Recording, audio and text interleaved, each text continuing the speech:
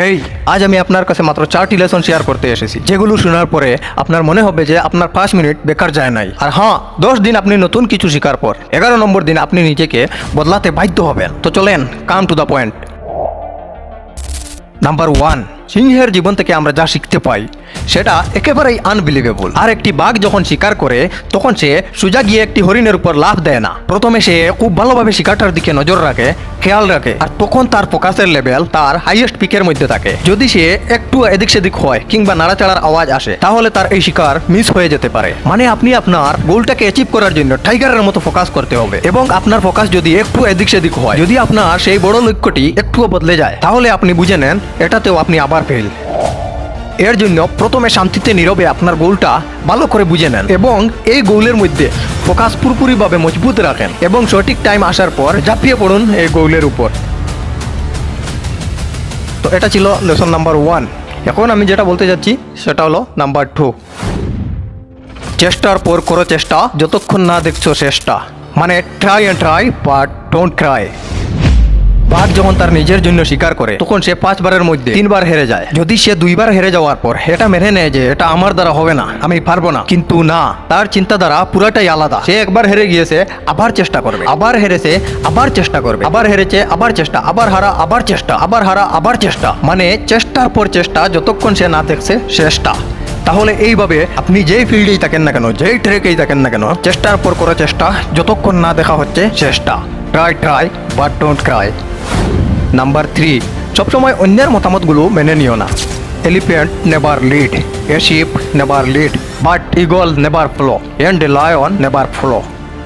মানে একটি হাতি কখনো কারো উপর নেতৃত্ব চালায় না, সে কখনো কাউকে লিড করে না, এবং এই জন্য তার পুরোপুরি জীবনটার কন্ট্রোল অন্যের হাতে হয়। এবং একটি বেড়া ছাগলও সেম হয়ে থাকে। অন্যদিকে একটি ইগল সবার উপরে একা উড়ে বেড়ায়, সে কাউকে ফলো করে না। সে 5 কিলোমিটার দূর থেকেও তার শিকার দেখে নিতে পারে, এবং এই শিকার সে যতক্ষণ না থার করে নিতে পারছে ততক্ষণ সে অন্যদিকে তাকায় না। আর এইরকম একটা সিংহ কখনো কাউকে ফলো করে না, এবং তার পুরোপুরি জীবনের কন্ট্রোল তার নিজের হাতে হয়ে থাকে। সে না কারো শুনে, না কাউকে ফলো করে। আর আমরা তো উঠা বসা, খাওয়া দাওয়া সবই অন্যের ইচ্ছায়, অন্যের খুশিতে করে থাকি। কি করতে হবে, কি ভাবতে হবে, এটা অন্য কেউ বলে দেয়। যাব কি যাব না, করব কি করব না, এইগুলো অন্যজনকে জিজ্ঞেস করি আমরা। এবং যদি সত্যি এইভাবেই চলতে থাকে তাহলে এটা শিওর যে আপনারও জীবন অন্যের কন্ট্রোলে চলে যাবে, ওই হাতি নয়তো ওই ছাগলটির মতো। কেননা আমাদের আশেপাশে তাকিয়ে দেখো, বেশিরভাগ মানুষ ওই অন্যের কন্ট্রোলে উঠা বসা করতে হয়। পছন্দ তোমাকেই করতে হবে যে তোমার লাইফ তোমার কন্ট্রোলে থাকবে, নাকি হাতি এবং ছাগলের মতো আপনার জীবনের কন্ট্রোল অন্যজনের হাতে দিবেন। ওইটা পুরোপুরি আপনার উপর ডিপেন্ড করে। না, আমি এটা বলছি না যে তুমি কারোর কথা না শুনো এবং কারোর উপদেশ না শুনো। উপদেশ নেও, কিন্তু সেই ব্যক্তির কাছ থেকে যে উপদেশ দেওয়ার যোগ্য হয়। সব মানুষকে জিজ্ঞেস করার দরকার নেই, সবাই কি উপদেশ দিতেছেন সেটা শোনার দরকার নেই। এন্ড নাম্বার 4 এবং আজকের শেষ লেসনটা। একটি ইগল সবার উপর দিয়ে একা উড়ে বেড়ায়, কিন্তু কখনো কি আপনি দেখেছেন যে সে কোনো চড়ুই পাখি অথবা শালিক পাখির সাথে উড়ে বেড়াতে?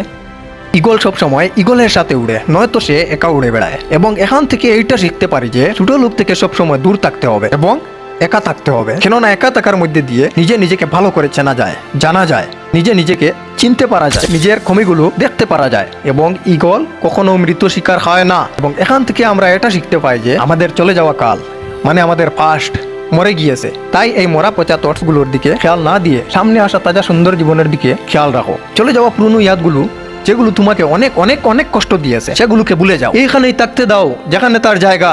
চলে যাওয়ার সময় তোমার সাথে যতই খারাপ হয়ে থাকুক না কেন, ওইগুলো মনে করো মরে গিয়েছে, এবং চলে যাওয়া সব সময় ভুলে গিয়ে নতুন ভাবে ওই ইগলের মতো তৈরি করো নিজেকে। যেরকম একটি ইগল কখনো মৃত্যু শিকার বুক করে না, সে পিছনে তাকায় না। এবং শেষ কথা হলো, powerful mindset is a major contributor behind every successful person. প্রতিটি সাকসেসফুল মানুষের পিছে একটি শক্তিশালী মানসিকতার অবদান রয়েছে। তাই আপনার মানসিকতাকে আপনি শক্তিশালী বানিয়ে ফেলেন।